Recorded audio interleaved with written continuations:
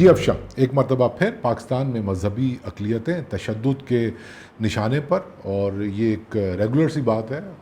एक मरतबा फिर पाकिस्तानी मसीहियों को तशद्दुद का निशाना बनाया गया, उनके घर जलाए गए, उनकी इबादत गाहें जलाई गईं, और इबादत गाहों के ऊपर जाकर वहाँ से सलीब को उखाड़ कर उसको गिरा कर, ये वो मंज़र था जिसको देखने के बाद एक मरतबा तो आप सोचते हैं कि आप किस वक्त में किस जगह पर जिंदा हैं। क्या आप मतलब एक दफ़ा तो सोच आती है, इतनी वहशत, हाँ, इतनी वहशत, इतना जुनून, और फिर आप बाइबल को जला रहे हैं।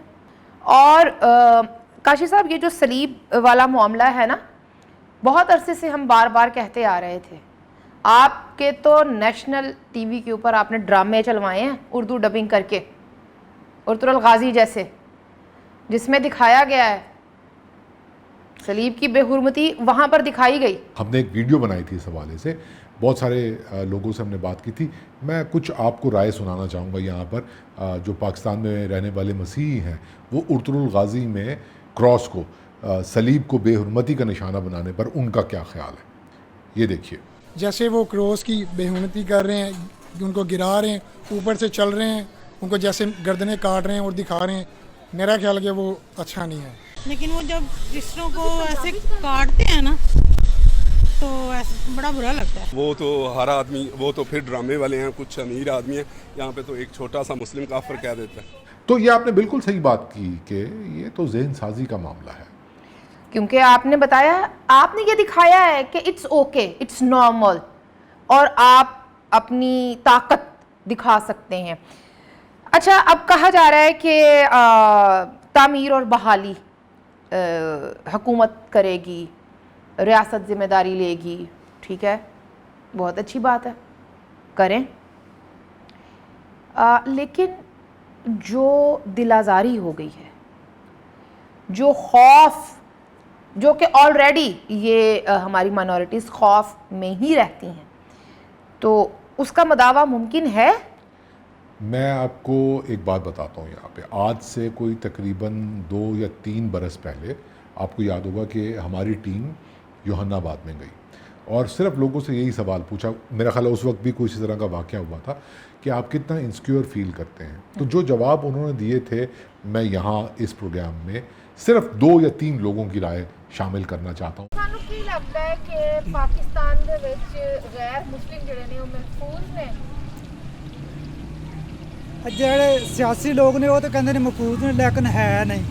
क्या जब आप बाहर निकलते हैं, किसी रक्शे वाले से बात करते हुए डर लगता है, पैदल चलते हुए भी डर लगता है, क्या मतलब कोई बात करेंगे तो क्या मसला होता है? कोई वाली वारस नहीं, आपको जब मर्जी, जो जहाँ पर मर्जी आपको कह दे कि आप मिनॉरिटीज़ हैं, तो आपको जहाँ मर्जी पकड़ने, और केस वही। हम मुस्लिम मुल्क में रहते हैं, और अगर हमने ना की हुई बात भी कहीं मुंह से निकल गई या की नहीं, तो उसकी सज़ा हमें बेफजूली मिल जाएगी। यहाँ रहते हुए ना पाकिस्तान में डर लगता है। तो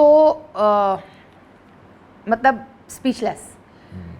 जड़ावाला से जो फुटेज आई उनके ऊपर तो मैं बाद में बात करूँगी। एक तस्वीर देखी जिसमें जले हुए घर के बाहर दहलीज पर एक औरत बैठी रो रही है, उसका बच्चा उसको तसल्ली दे रहा है।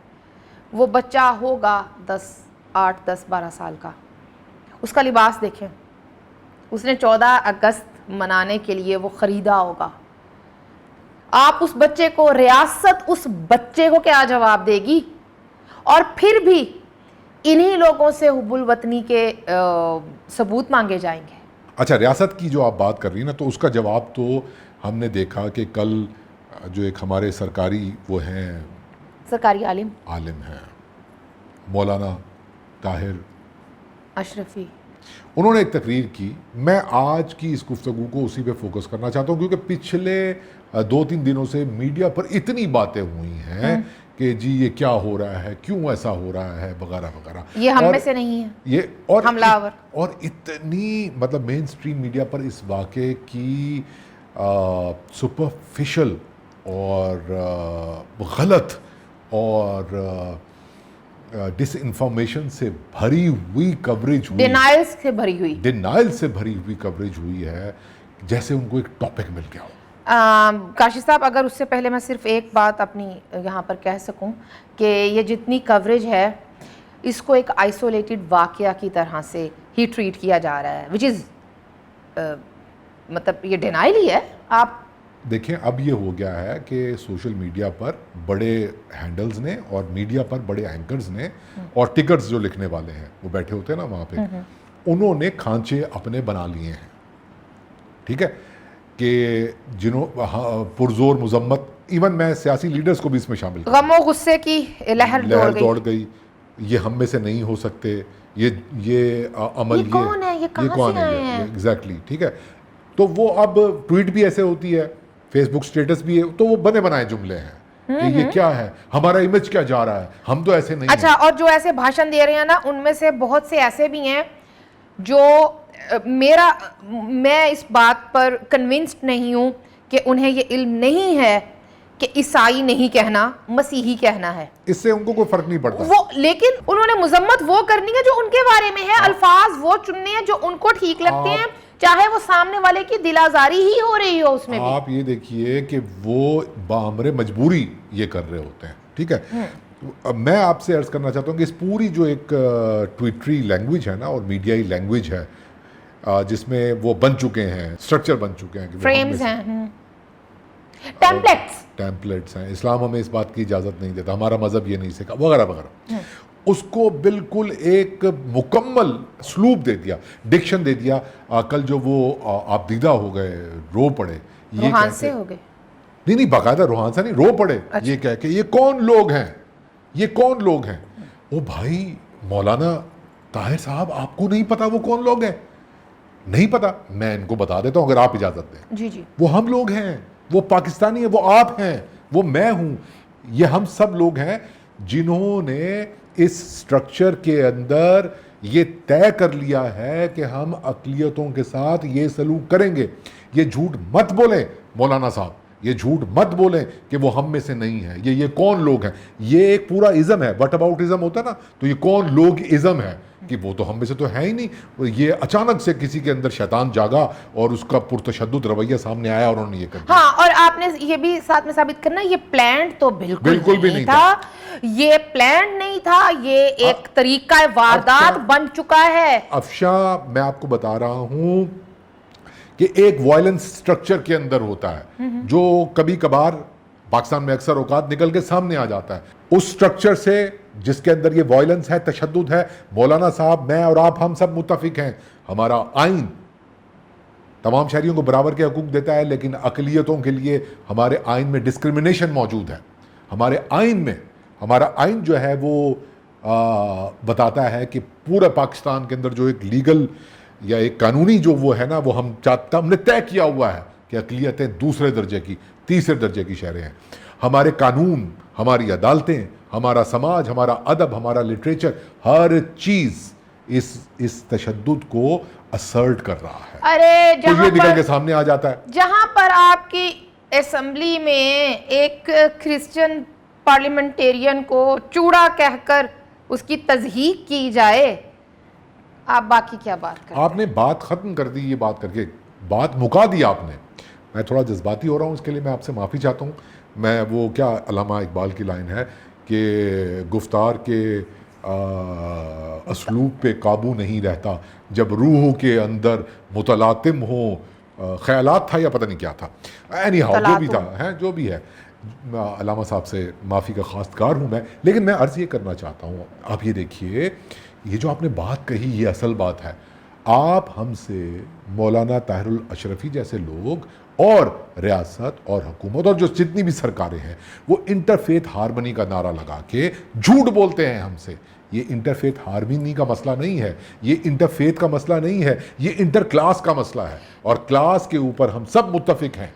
अगर कि जो चूड़ा, जैसे आपने कहा, मुझे बात एक जुमले में कि चूड़ा, जैसे आपने कहा, कास्ट का जो सिस्टम है जिसके तहत ये जो गरीब लोग, आपने वो देखा ना, मैं तो वहाँ पे गया हूँ, उसका आप भी, हम सब इकट्ठे, ये जो इतने गरीब हैं ये कल गरीब हुए थे, या इनके अब्बू गरीब थे, या इनके दादा गरीब थे, इनके दादा गटर साफ करते थे, ये कितने सालों से गरीब हैं, नस्लों से, हज़ारों सालों से गरीब हैं, हज़ारों सालों से ये कास्ट सिस्टम और क्लास डिस्क्रिमिनेशन का शिकार है, और हम बिल्कुल इसको क्या समझ के कि ये तो तकसीम ऐसी है, जबकि ये लोग तो इसी ज़मीन में, इसी ज़मीन के साथ जुड़े हुए हैं। हम जिस खामोशी के साथ इस कास्ट और क्लास सिस्टम को प्रैक्टिस कर रहे होते हैं ना कि ये तो गरीब हैं और हज़ारों सालों से गरीब हैं, तो ये इनकी किस्मत में लिखा हुआ था। लेकिन आप इनको मारो ना, आप इन पे तशद्दुद ना करो। लेकिन आप इनको कहो कि आप एक शहर में अलग एक कॉलोनी आबाद करो। जो सिस्टम तशद्दुद करता है उसकी इजाजत देते हैं हम, लेकिन जब वो सिस्टम, हाँ काशिफ साहब, सिस्टम के अंदर ही है ना ये बात कि लाहौर में अलग से यूहन्नाबाद है, जड़ावाला में अलग से ईसा नगरी या क्रिश्चियन कॉलोनी है। क्यों? ये जो आपने बात कही ना, वाह, यही बात है असल में हमारा प्रॉब्लम। ये समाज से और आपके उन बड़े इलाकों से या बेहतर रिहाइश के बेहतर जहां पर सहूलियात हैं उनसे काट कर उनको एक साइड पे रखो। तुसी यार रहना है ईसा नगर में आप देखें, आप जैसे अंदर उसके अंदर दाखिल होते हैं तो आपको अंदाजा होता है कि कास्ट सिस्टम किस तरीके से प्रैक्टिस कर रही है हमारी सोसाइटी। ये जो आप कास्ट सिस्टम की बात कर रहे हैं, यहाँ पर इस इलाके में मुस्लिम घराने भी आबाद हैं, लेकिन हम सब जानते हैं कि वो क्लास सिस्टम का मसला है।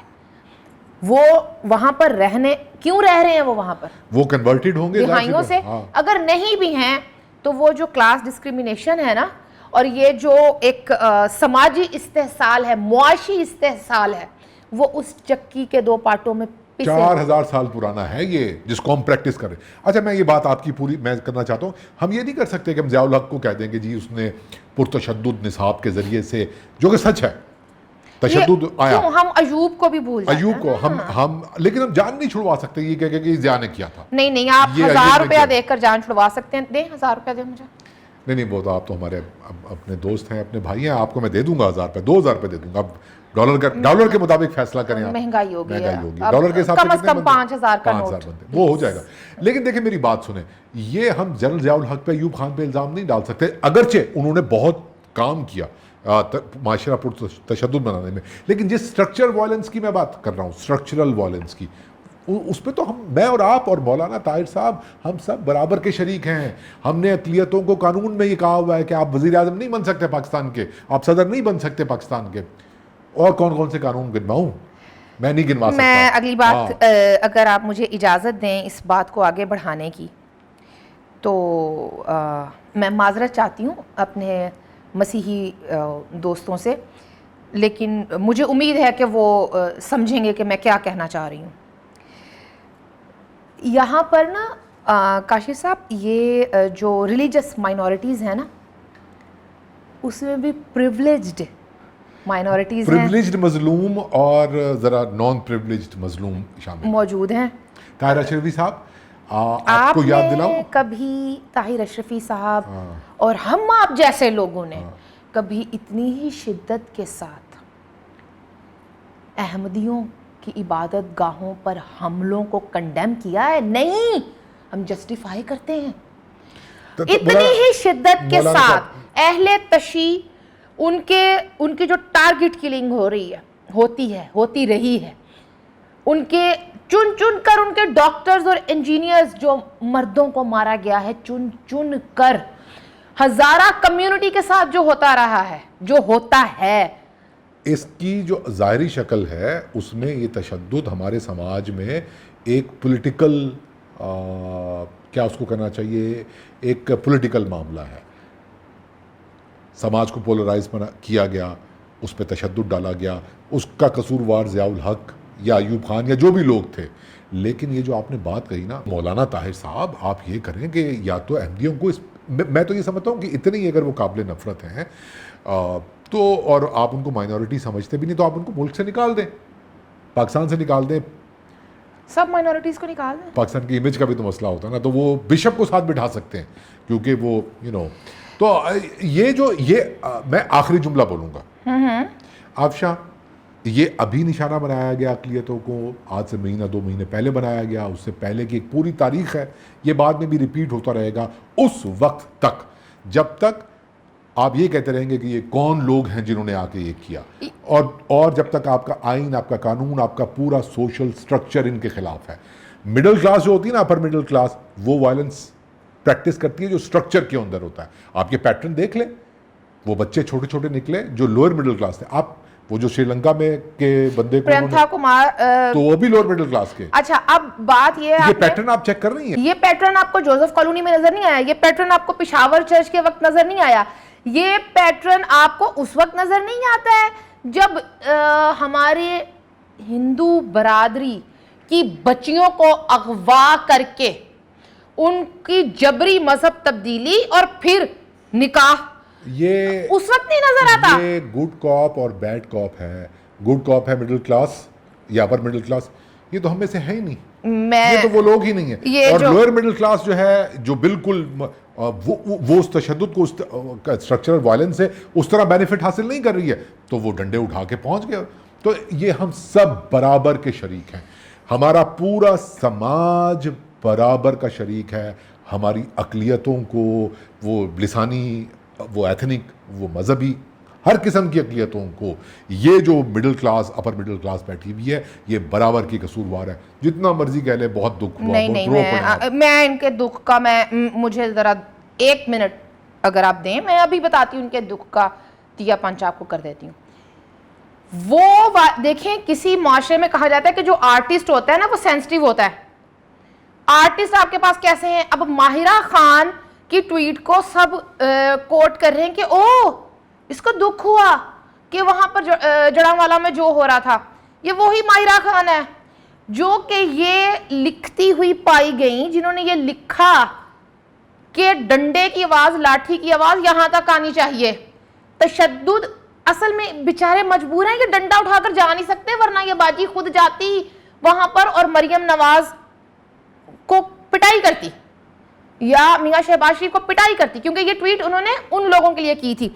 मिशी खान, इसी मुल्क की आर्टिस्ट, जो अपने ट्विटर हैंडल से एक वीडियो पोस्ट करती है और एक दूसरी औरत को एंटी इस्लाम और एंटी सुन्ना कह रही है, क्या ये वायलेंस नहीं है? ये सीधा सीधा बहुत बारीक कार्रवाई है इस औरत की, मारिया भी। ठीक है, अब आप एक लिहाज से एक बंदी की जिंदगी को खतरे में डाल रही हैं ऐसे इल्जाम डाल के।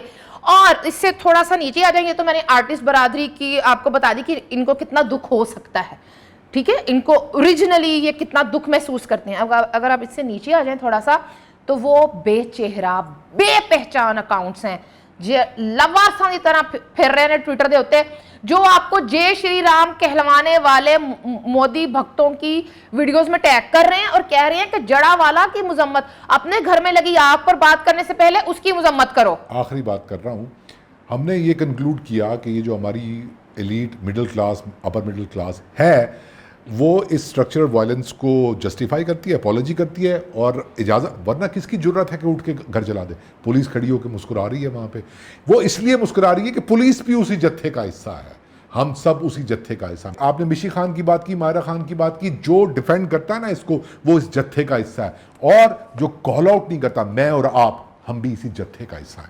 जब जो चुप है इस पूरे स्ट्रक्चरल वायलेंस के अगेंस्ट, इस कास्ट क्लास बेस्ड वायलेंस के अगेंस्ट, वो इस जत्थे का हिस्सा है। आखिरी बात, बहुत लंबी बात हो गई, हमारी एक और जनरेशन ज़ाया हो गई। ये इन वीडियोस में इन बच्चों की उम्रें देखें, हम इन्हें क्या दे रहे हैं, हमारा निसाब इनको क्या दे रहा है, हमारा निज़ाम इनको क्या सिखा रहा है। और 10 से 12 साल उम्रें होंगी इन बच्चों की, मतलब अभी आप तसव्वुर कर सकते हैं। लेकिन हम, चूंकि हम वो जनरेशन है, हम ये समझ रहे थे कि ओके, हम उस जहर वाली आखिरी जनरेशन होंगे, लेकिन अब ये वीडियोस देख के पता चल रहा है कि तुसी अगली 1.5-2 नस्ल भी बर्बाद कर ली है। अगर आपने ये मामला ठीक करने तो फौरी तौर पर आपको पॉलिसी बनानी होगी, सबको बराबर करना होगा, कानून की नज़र में, निसाब की नज़र में, आइन की नज़र में। बिल्कुल।